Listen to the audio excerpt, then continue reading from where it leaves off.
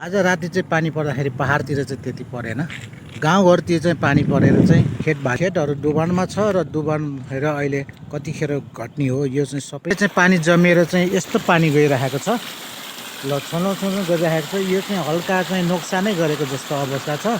पानीले चाहिँ पानीको वेगले चाहिँ यो माटोलाई चाहिँ बगाएर चाहिँ लगेको छ र नोक्सान त हल्का गरेकै छ। त्यसपछि अब यता हेर्नुहोस् न, पानीको जस्तो फेवटालै जम्मे जस्तो छ।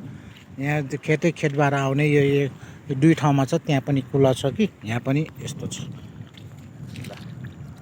पानी जाँदैछ र यो सबै धानै धान हो। तपाईँको धान रोपिसक्यो पूर्व चितवनमा धान रोपेको कम्तीमा नि 1500 पानी रोकेको छ। र यो शिरतिर पानी परेको भए चाहिँ हल्का पानी छ नि, यहाँ पानी रोडको माथिबाट गएको छ अनि कुलाबाट नि गएको छ। त्यसरी यो चाहिँ अलिक घट्ने नै घटिरहेको छ। ल रड्न कति माछा मार्यो?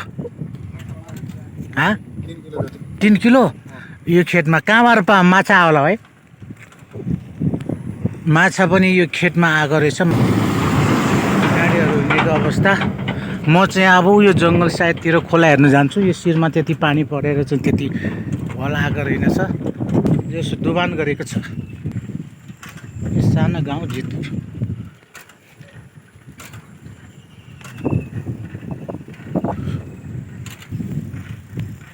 ल हेर्नुहोस्, सबै खेतबालीहरू डुबानको अवस्था छ।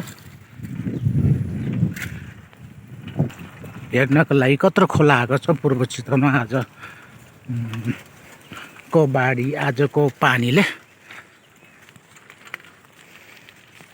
सक्नुभयो? ल जे होस्, आज पानी रातभरि पानी परेकोमा चाहिँ जे होस् खेतबारीहरू डुबाएका छन्। पानीको चाहिँ वेगहरू बढ्दैछ, ल घट्दैछ पनि। ल हेर्नुहोस् त, डुबान छन्। ल कोही खेत गोड्दैछ, खेतमा झारा भएर चाहिँ जे होस् खेतको झार निकाल्दैछ। यहाँ चाहिँ डेक फुटेर भनौँ न, आली फुटेर चाहिँ पानी गइरहेको छ। यत्रो पानीमा कहाँ थाम्नु सक्छ र आलीको। ल हेर्नुहोस्, यो त्यो खेतबाट आएको पानी यत्रो जम्मा भइरहेको छ नि, फेवटालै भइरहेको छ। यहाँ चाहिँ माछा मार्दैछ मान्छेहरू। ल कतिको मार्यो माछा? ल ल यो पानी चाहिँ दिनभरि लाग्छ होला घट्नको लागि। सबै यो धानै धान हो। धानमा चाहिँ जे होस् धान बुढाएको छ।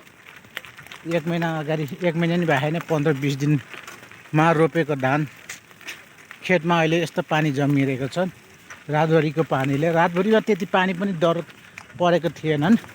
हल्का फल्का पानी परेकै थियो, तर त्यति साह्रो पानी परेको थिएनन्। डुबान अवस्थामा छ।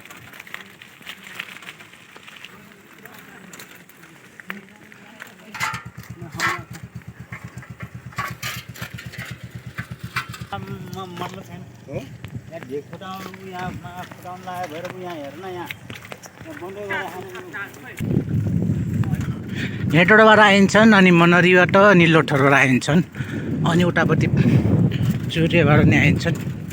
त्यो खोला हेर्न जाँदैछु म। ए ल, सब डुबानमा छ। ल म चाहिँ फेरि खोला हेर्न जाँदैछु। यो बाटो छिरेर यो चाहिँ श्री शान्ति मध्यवर्ती सामुदायिक वन उपभोक्ता अफिसमा चाहिँ यहाँ कार्यक्रम के हुँदैछ। यो बाँसहरू, सिसो चौक सबै छन् यहाँ। 50 सालको बाढीमा चाहिँ यहाँ फुटेको हो। त्यसपछि यहाँ सबै गाउँघरै थियो। 50 सालको बाढीमा चाहिँ सबै पहाडतिर उक्ल्यो। यहाँ चाहिँ वृक्षारोपण गरेर चाहिँ अहिले जङ्गल भएको छ। र जङ्गलमा पनि बाघ भालुहरू त पाइन्छ। अलिक तल पाइन्छ। अलिक तल चाहिँ हात्तीहरू पनि आइन्छन्, तर अहिले हात्तीहरू छैन, बनाए हात्तीहरू। जङ्गल छ थुप्रै सिमलहरू छ अनि बाँसहरू छ। कहाँ माछा छ? खोलामा। कहाँ गएर आउनुभएको? खोला हेरेर ल म पनि जाँदैछु। यसलाई चाहिँ गिर्जा चोक भन्छन्। 50 सालको बाढीमा यहाँ डेक फुटाएर चाहिँ यहाँ सबै वृक्षारोपण गरे। यहाँ गिर्जा प्रसाद कोइराला पनि आएर चाहिँ यहाँ सिसो रोप्नु भएको थियो। ल यहाँ चाहिँ पिपलको बोट छ र बस्न पनि शीतल ठाउँमा आइन्छ मान्छेहरू। यो चाहिँ गिर्जा चोक राम्रो ठाउँ छ, पिकनिक सिकनिक पनि गरिन्छ यहाँ। पानीको बेग कत्रो छ आजको मौसम अनुसार त सानै हुनुपर्ने हो, त्यति पानी त परेको छैन। दाजु खोला हेर्न आउनुभएको? ल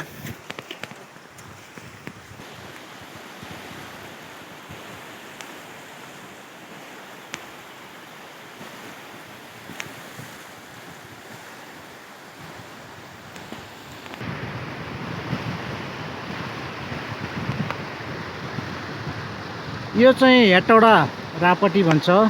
अनि मनरी लोथर बजार पुलबाट आएको पानी हो यो। त्यति धेरै चाहिँ पानी परेको छैन, त्यो पनि सानै आएको छ। योभन्दा ठुलो आउन सकिन्छन्। यही 50 सालको बाढीमा फुटाएको यही चोकमै पर्छ।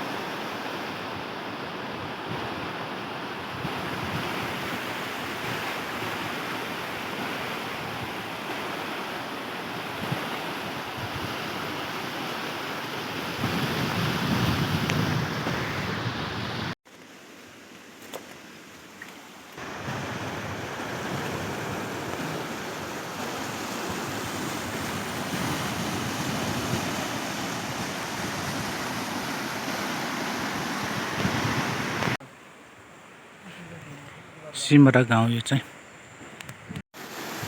बाजे पानी घटेको हो कि बढेको हो?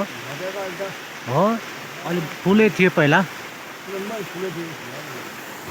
ओहो, जे होस् यो पहाडतिर पानी नपरे रहेछ त्यति धेरै, नत्र भने यहाँ ठुलो आउने थियो। बाजे के यो असार साउनमा यहाँबाट फुटाउने जस्तो अवस्था लाग्यो त मलाई। के हो यस्तो? यहाँ होचो रहेछ, त्यहाँ चाहिँ अल्गो छ। हेर्नु न, पानीको बेग सबै यहाँबाट यस्तो आएको छ है। फुटायो भने जितपुर जति लान्छ जितपुर गाउँलाई। ए गोलै जान्छ होला है। ओहो, गाह्रो हुने भयो। सर दाजु खाना खानुभयो? ल ठिक छ। प्रतापपुर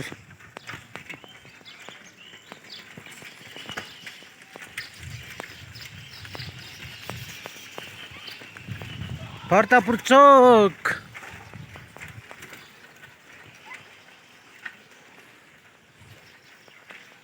ओके।